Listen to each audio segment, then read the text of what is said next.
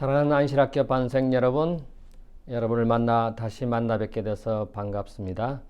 오늘은 제2기 2022년 제2기 안실학교 작년 교과 제13과 마지막 과입니다. 애굽에서의 이스라엘이라고 하는 제목으로 우리가 살펴보겠는데요. 야곱이 애굽으로 이사온 과정이 여기에 우리가 오늘 함께 공부하게 될 것입니다. 우리가 지난 안식일까지 배운 교과는 야곱이 이스라엘이라고 이름이 바뀌고 그 다음에 애굽에서 총리가 된 그런 과정을 살펴보았고, 이제는 야곱과 요셉의 마지막 창세기의 마지막 부분에 기록되어 있는 이 과정을 우리가 공부하게 될 것입니다. 먼저 TMI에 보면은 새로 이사온 가족을 식사 자리에 초대해 보세요. 여러분, 새로 이사온 가족들에게 꼭 식사를 초대하는 우리 반생들이 되기를 바랍니다. 그들이 얼마나 고마워하는지 모릅니다. 두 번째, 집을 깨끗하게 관리해서 집주인과 좋은 관계를 유지하세요. 만약에 여러분들이 집을 렌트, 리스해서 빌려서 사는 집이라면은 그 집을 참 잘 관리해서 집주인과 좋은 관계를 유지하고 또 좋은 인상을 주는 것이 좋겠죠. 저도 집을 렌트 해봐서 압니다만은 렌트를 마치고 떠날 때 집을 깨끗하게 잘 정리하고 관리한, 심지어는 그 정수기에 물을 정수하는 소금의 가득 찼느냐 안 찼느냐 그것도 살핍니다. 그런데 제가 가득 채워놨더니 그 관리하시는 주인이 와서 보고는 저한테 미소를 보내는 것을 보았습니다. 그 다음에 창거리를 살 때 조금 더 사서 가난한 이들에게 나누어 주세요. 물론 돈이 들기는 합니다만은 반찬을 만들거나 아니면 창거리를 사서 아니면 텃밭에 있는 것들을 준비해서 이웃들에게 나눠주면은 받는 사람들이 참 고마워하겠죠. 자, 오늘은 애굽에서의 이스라엘, 즉 야곱에 관해서 또 그 야곱의 아들 11번째 아들 이 요셉에 대해서, 애굽의 총리가 된 요셉에 대해서 우리가 살펴보겠습니다. 야곱이 드디어 사랑하는, 그토록 사랑했던 라헬의 아내의 아들인 11번째 아들 요셉을 애굽의 총리가 되었다고 하는 소식을 들은 이 야곱은 얼마나 요셉을 보고 싶었고 야곱이 또 애굽에 가보고 싶었겠습니까? 요셉이 보낸 수레를 타고 드디어 애굽으로 오지요. 그 장면이 창세기 46장, 47장, 48장, 49장 그리고 50장의 부분의 마지막 그 요셉의 장래에 관련된 것까지 기록이 되어 있습니다. 우리는 야곱이 애굽에 도착하자마자 바로를 축복하고 또 요셉의 아들들을 축복하고 또 자기 아들을 축복하는 그런 내용을 우리가 오늘 살펴보겠습니다. 저는 이 요셉이 마지막으로 그가 애굽에서 형들 앞에서 유언을 하는 모습을 보면서 참 감동을 받습니다. 나는 죽을 것이나 하나님이 당신들을 돌보시고 당신들을 이 땅에서 인도하여 내사 아브라함과 이삭과 야곱에게 맹세하신 땅에 이르게 하시리라 라고 하는 창세기 50장의 자기 장례식보다는 오히려 형들, 즉 야곱의 자손들이 미래에 일어날 것에 대한, 아브라함과 이삭과 야곱의 그 후손들이 가나안 땅에서 비록 애굽 땅에 살게 되지만은, 그러나 그들의 소망은 가나안 땅에 두는 아브라함의 후손이 자자손손이 하늘별처럼 바다의 모래처럼 많아질 것에 대한 약속의 땅 가나안에 대한 땅에 대한 소망을 다시 언급하는 것이 참 감동적이었습니다.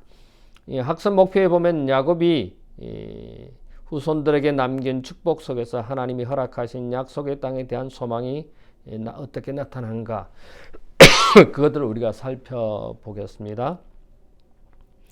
여러분, 기억에 남는 유언이 있습니까? 저는 도산 안창호 선생님이 그의 딸 안수산 어린 딸에게 유언과 같은 마지막을 남겨두고 중국으로 떠난 그 내용이 지금도 저의 가슴에 남습니다. 만약에 내 자녀들에게 유언을 남긴다면은 저는 도산 안창호 선생님께서 너는 미국인이고 그러나 한국의 정신을 잊지 말으라고 하는 그런 내용의 비슷한 내용을 저는 저희 자녀들에게 남기고 싶은 생각이 있습니다. 아직 제가 무슨 말을 남겨야 될지 말은 정하지는 않았지만 도산 안창호 선생님이 그의 딸 안수산 양에게 남긴 그런 유언이 참 좋지 않나 제가 생각을 하는데 이제 거기에 신앙적인 어떤 면을 추가하면 좋겠다라는 생각을 했습니다. 야곱의 모든 가족이 애굽으로 내려갔다는 사실이 중요한 이유는 무엇입니까? 그것은 이제 야곱의 12아들이 즉 아브라함의 후손이 12지파를 구성하는 그 일이 애굽에서 시작된다고 하는 거죠. 우리가 잘 알듯이 고센 땅에서 70명의 가족이 이제 애굽이라고 하는 나라이지만은 비록 이방 나라이지만은 이스라엘 민족 그들이 출애굽할 때 인구가 얼마였습니까? 60만 장정이었다면은 약 200만 명의 거대 민족을 이루는 시작이 바로 이 애굽에서 시작됐다고 하는 사실입니다. 그런데 이 야곱이 자신보다 더 높은 지위에 있던 바로를 축복했다는 사실이 중요한 이유가 무엇입니까? 사실 야곱은 외국인이고 나그네였고 또 그 나라의 왕인 바로를 축복한 야곱이 바로를 축복했습니다. 이것은 무엇을 의미하느냐 하면은 그는 대제사장이었고 어쩌면은 이 뭡니까? 야곱보다도 더 바로보다도 더 위대한 하나님을 섬기는 야곱이 어쩌면 제사장으로서 바로를 축복하지 않았나 그렇게 생각이 됩니다. 야곱의 그의 손자들 가운데 요셉의 두 아들만을 축복한 이유는 무언가? 요셉을 장자로 세우기 위한 것이었죠. 첫 번째 아들의 르우벤의 자리를 이 요셉 11번째 아들이 차지하게 되는 것이죠. 창세기의 결말의 소망을 나타내는 어떤 사건들이 기록되어 있습니까? 요셉의 장래에 관련된 것들이 기록되어 있고 마침내 그들의 소망은 애굽이 아니라 하나님께서 약속하신 젖과 꿀이 흐르는 가나안 땅이라고 하는 것을 그것에 관련해서 우리는 마지막 소망을 두어야 할 것이 하늘 가나안이죠. 그것에 대해서 오늘 우리가 살펴보려고 합니다. 야곱은 하나님의 명령에 따라 온 가족을 이끌고 애굽으로 내려가서 그토록 보고 싶었던 11번째 아들 요셉과 죄해하지요.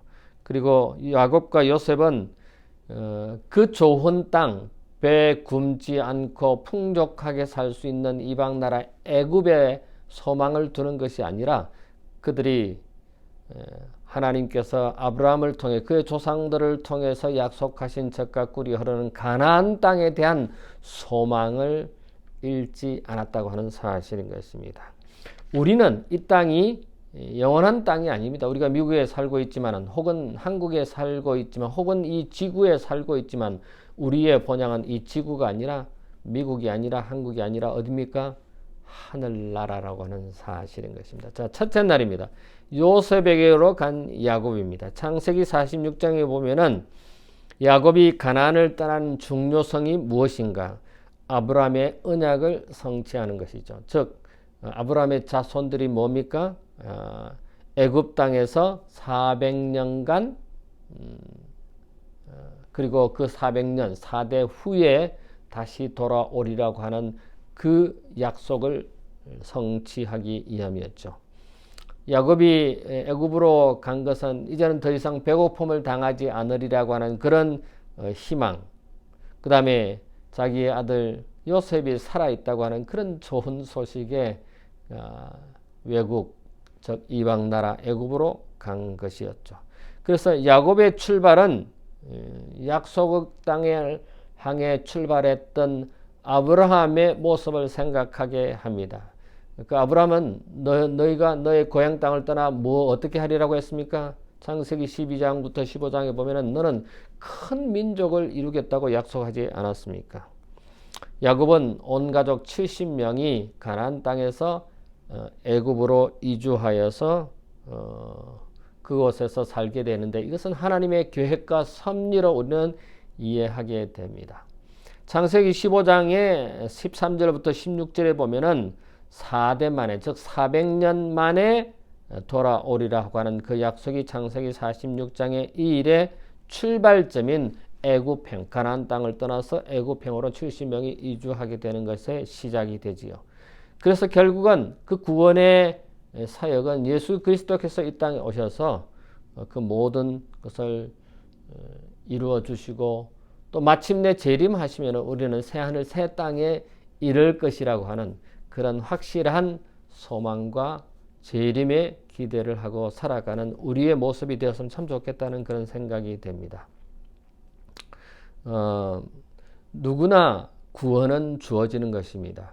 이방인이든 헬라인이든 또는 유대인이든 하나님의 자손이든 아니든 간에 사실 구원은 모든 사람들에게 열려 있고 누구든지 예수 그리스도의 이름을 부르는 자는 구원을 받으리라고 하는 로마서 10장 12절로 13절에 있는 말씀을 우리는 모든 사람에게 적용할 수 있다고 하는 사실입니다.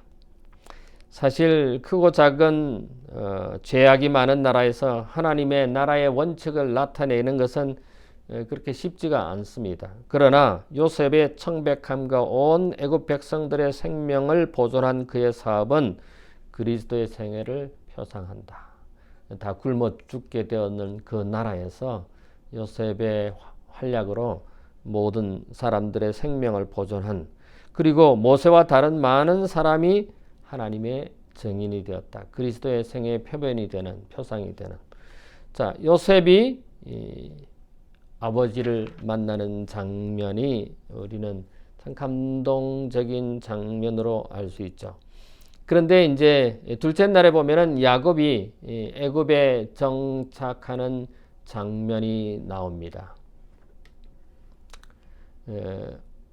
야곱이 이제 드디어 애굽에 와서 하나님의 백성으로서의 큰 민족을 이루는 그런 구원의 역사를 시작하게 되지요. 애굽에 정착한 이 야곱이 바로를 만났을 때 47장에 보면은 야곱 가족 70명이 애굽의 고센 땅에 정착하는데 처음에 그 요셉이 그 형제들 5명을 선택해 가지고 애굽 왕 바로를 알현하지요. 그럴 때 사실은 요셉이 애굽의 총리이기 때문에 그의 형제들을 그의 가족들을 애굽의 고관 대작으로 얼마든지 임명할 수 있죠. 고위 공무원으로 임명할 수 있지만은 그러나 요셉은 그 형들을 그렇게 하지 않았습니다. 형들이 미워서 그런 것이 아니라 무엇 때문에 그랬죠?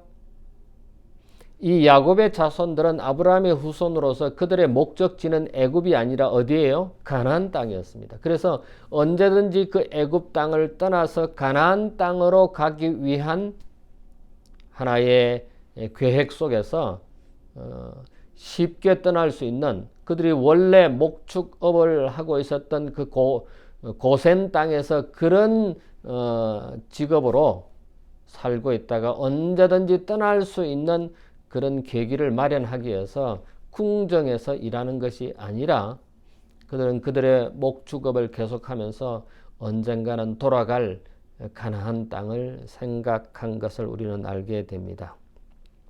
그래서 5명의 형제를 선택해서 바로를 아련했을 때 너의 직업이 뭐냐고 물었을 때 뭐라고 대답했습니까? 우리는 목축하는. 그래서 고센 땅을 허락받지 않습니까? 그래서 좋은 땅 고센 땅에서 목축을 하면서 이 야곱의 자손들은 살아가게 되지요.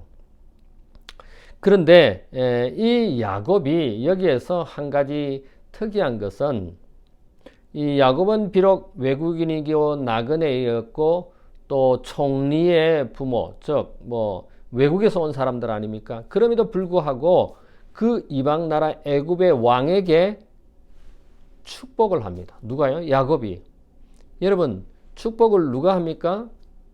높은 사람이, 강한 사람이 아랫 사람을 축복하는 거죠. 근데 실질적으로는 바로가 애굽의 왕이 더 높지 않습니까? 야곱은 외국인이고 나그네이고 그러나 야곱이 바로를 축복하는 것은 무엇을 의미합니까? 바로가 섬기는 왕보다 신보다 야곱이 섬기는 신이 더 위대하신 신임을 우리는 여기서 확인하게 되고 또 그런 긍지를 얻게 됩니다. 우리는 택함 받은 백성으로서 다른 사람을 축복할 수 있어야 됩니다. 우리는 선택받은 하나님의 백성으로서 남은 자손으로서 다른 사람들을 축복할 수 있는 야곱이 바로를 축복한 것처럼 우리도 다른 사람을 축복할 수 있는 그런 권한이 주어져 있습니다. 그러므로 얼마나 위대한 하나님의 백성들입니까? 요셉은 애굽의 그 모든 영화보다는 언제나 그의 마음 가운데는 생각 가운데는 그의 조상들의 약속을 잊지 않았습니다. 우리는 이 세상의 직위, 고관대작보다는 우리가 교회의 직위가 더 아름답고 더 좋지 않습니까? 저는 저희 과거의 경험에 비해서 얼마든지 좋은 직장을 가질 수 있었지만 전 교회 안에 남기로 결심했고 또 그 가운데 하나님의 종으로 이렇게 봉사하는 것이 얼마나 감사하고 특권인지 모르겠습니다. 사실 요셉의 가족들은 얼마든지 고관에 임명될 수 있고 취직될 수 있었지만은 그러나 그들이 가야 할 최종 목적지인 가나안 땅을 염두에 두고 목축업에 종사하는 사람이 되었습니다. 우리가 이 세상에 살면서 이 땅이 영원한 고향이 아님을 우리는 하늘의 소망을 두고 살아가는 하나님의 백성으로 살아야 한다고 하는 사실입니다. 사실 야곱은 애굽에 가서 17년 동안 그가 죽기까지 마지막 숨을 거두기까지 행복한 삶을 그의 아들들과 함께 행복한 삶을 고센 땅에서 누렸습니다. 우리가 야곱이 바로를 축복했는데 셋째 날에 보면은 이제 야곱이 요셉의 아들들 즉 손자들을 축복하는 장면이 나옵니다. 야곱은 애굽에서 태어난 요셉의 두 아들을 축복하는데 그 축복은 그의 후손의 미래에 관한 약속이었습니다. 창세기 48장에 보면 이방 여인으로부터 얻은 두 손자, 이 손자들을 적통으로 즉 야곱의 아들들, 나중에는 이 요셉의 두 아들을 자기 아들들로 입양하지요. 왜 요셉의 아들을 손자를 자기 아들로 입양하느냐? 그것은 요셉을 위함입니다.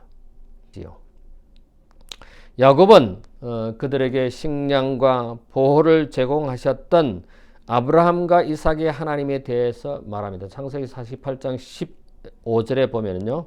그 하나님이 나를 모든 환난에서 건지신 분이고 또 함께 씨름도 있지 않습니까? 야복강에서. 그래서 야곱이라고 하는 이름에서 이스라엘이라고 하는 이름으로 바꾼 것을 우리는 압니다. 그리고 야곱의 삶에 있어서 베델의 하나님, 사닥다리가 있는 들판에서 하나님의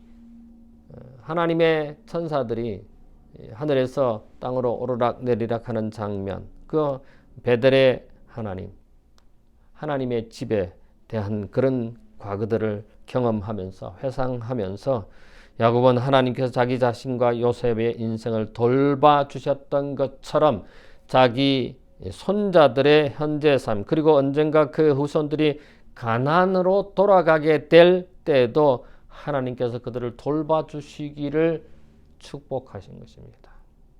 자, 우리는 이민 1세대로서 우리는 우리의 자녀들 1.5세 혹은 2세, 3세들에게 우리의 신앙을 물려주고 한국의 을을 물려주는 그런 조상들이 되었으면 참 좋겠습니다. 우리가 우리의 자동차를 물려주고 집을 물려주고 재산을 물려주는 그런 것이 아니라 진정한 신앙을 우리가 믿고 따르는 그 하나님에 대한 것을 우리 자손들에게 물려주는 것이, 우리의 소망을 하늘에 두고 있는데 그 하늘에 대한 소망을 우리 자녀들도 갖게 하는 것이 가장 위대한 유산이 아닌가 이렇게 생각을 해봅니다. 우리의 조상 아브라함과 이삭과 야곱은 다 외국인과 나그네로 방랑 생활을 했습니다. 이 세상을 정착지로 여기지 않았습니다. 지나가는 것으로 다 여겼습니다. 요셉도 비록 총리가 되었지만은 애굽에서 영원히 살 것이 아니라 조상들에게 약속된 젖과 꿀이 흐르는 가나안 땅을 늘 염두에 두고 그 하나님의 약속을 잊지 않았다고 하는 것입니다. 우리는 어떻습니까? 이 미국 땅에서, 이 세상에서 직업이나 쥐나 또는 부나 이런 모든 것들이 영원히 살 수 있는 것이 아니고 우리는 뭐예요? 외국인이고 나그네입니다. 우리는 이 지구에서 사는 외국인이고 나그네인 것입니다. 그 외국인과 나그네는 자기의 고향, 본향으로 돌아갈 것을 소망을 두고 살아가는 것입니다. 그래서 그 소망이 뭡니까? 하늘에 소망을 두는 것입니다. 새 하늘과 새 땅, 새 예루살렘. 이 세상이 우리의 영원한 본향이 아니라 하늘에 소망을 두고 살아가야 하는 것입니다.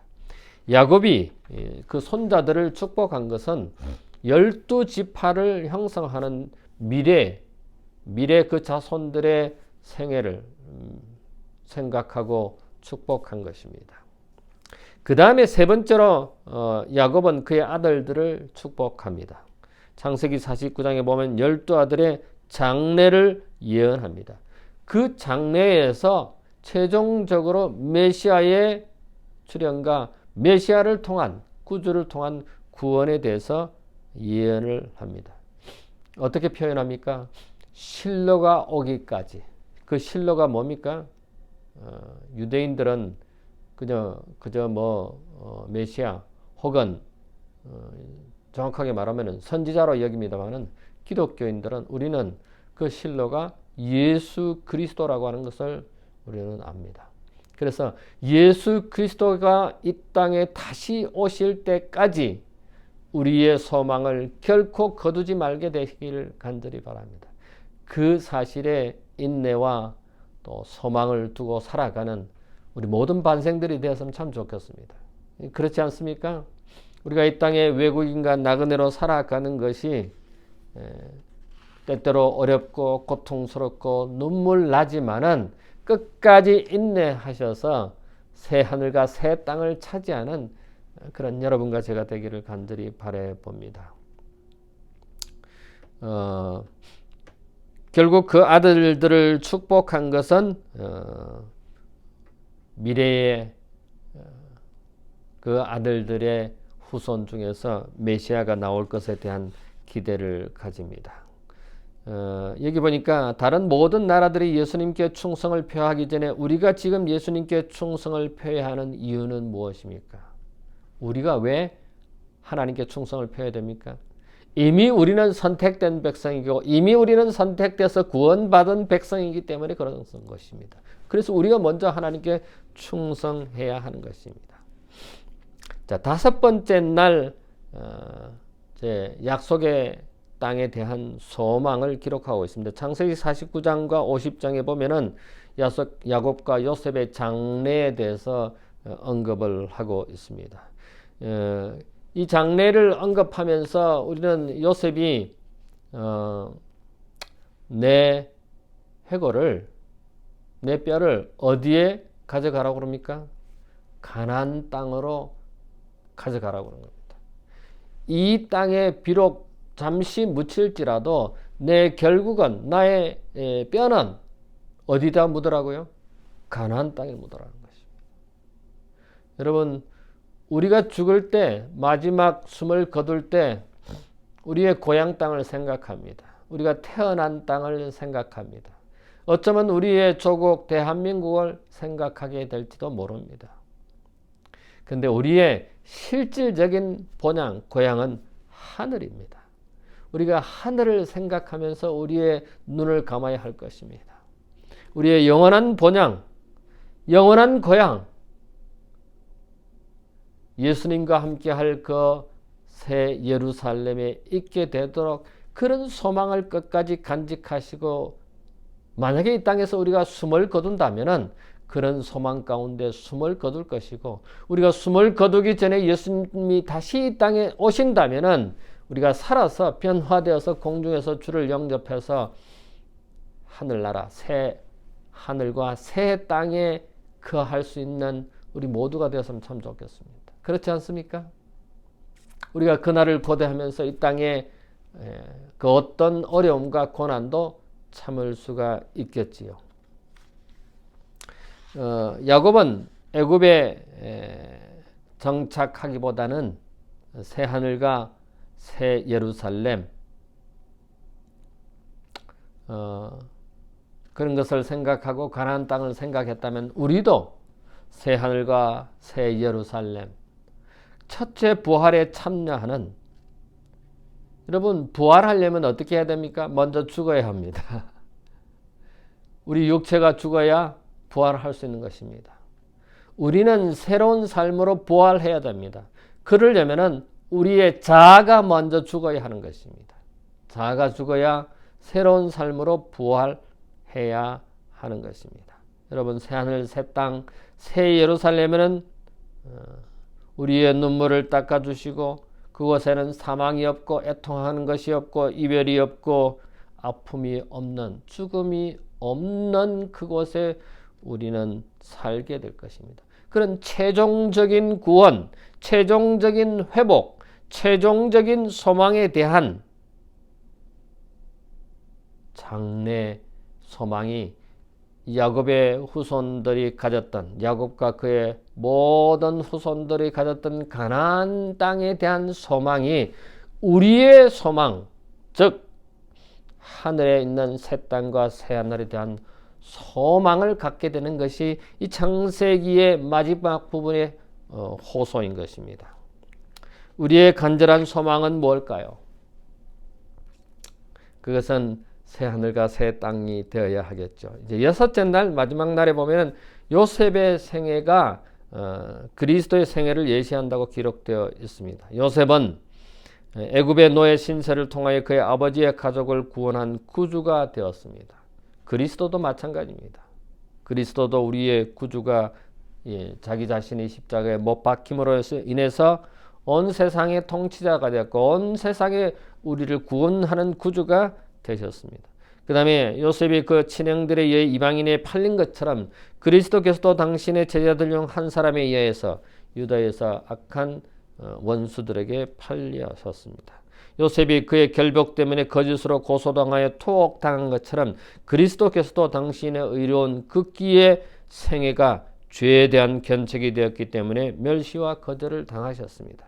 요셉이 불공평과 압제하에서도 참고 온유하게 행한 일과 인류를 어긴 그의 행들을 기꺼이 용서해 주시고 고상한 자비심을 베푼 일은 구주께서 악인들의 악행과 능력을 불평 없이 참으시고 당신을 살해한 자들뿐만 아니라 당신께 나와 그들의 죄를 고백하고 용서를 구하는 자들을 용서해 주실 것을 예표한다고 부조 선지자는 우리에게 말씀하고 있습니다.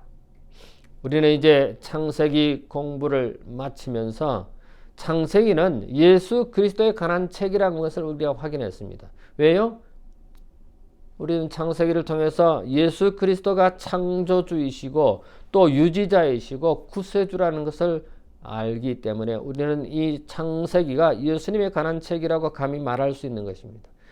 창세기는 인간의 책이라고 말할 수 있습니다. 하나님께서 특별한 목적으로 그분의 형상대로 창조하시고 또 이 땅을 다스리게 하셨기 때문에 그렇습니다. 세상에 하나님의 임재에 관한 책인 것입니다. 인류가 타락하고 또 구원의 약속이 주어지고 또 영원한 신앙을 또 구원을 친히 예수 그리스도를 통해서 이루어지셨다고 우리는 생각합니다. 그 다음에 하나님과 우리를 연결하는 책이 바로 이 창세기입니다. 왜냐하면 나 자신의 합당한 반응을 통해서 우리의 변화를 촉구하는 책이 바로 이 창세기인 것입니다. 결론적으로 우리의 소망을 어디에 두어야 합니까? 야곱의 후손들이 적각구리 하는 그 가나안 땅을 430년 동안 그들이 기대했던 것처럼 그 선조들의 약속을, 하나님의 약속을 잊지 않았던 것처럼 우리도 새하늘과 새 땅에 대한 하나님의 약속을 잊지 아니하고 끝까지 인내하면서 그 날을 기다리도록 하는 것이 이 창세기를 공부한 목적이 아닌가 생각을 해봅니다. 자, 제3기 2022년 제3기 작년 교과는 총 제목은 그리스도와 함께 받는 고난입니다. 고난이 뭡니까? 그리스도와 함께 받는 그 시련. 제가 전에도 말씀드렸죠. 만약에 우리가 고난을 받고 시련을 받는다면은 진정 그 사람은, 진정 그 그리스도인은, 진정 그 하나님의 자손은 정말 진짜 하나님의 자손이다라고 말할 수 있다고 하는 것입니다. 만약에 우리의 시련이 없고 고난이 없다면은 우리는 좀 생각해 볼 필요가 있습니다. 과연 하나님의 말씀대로 살아가는가?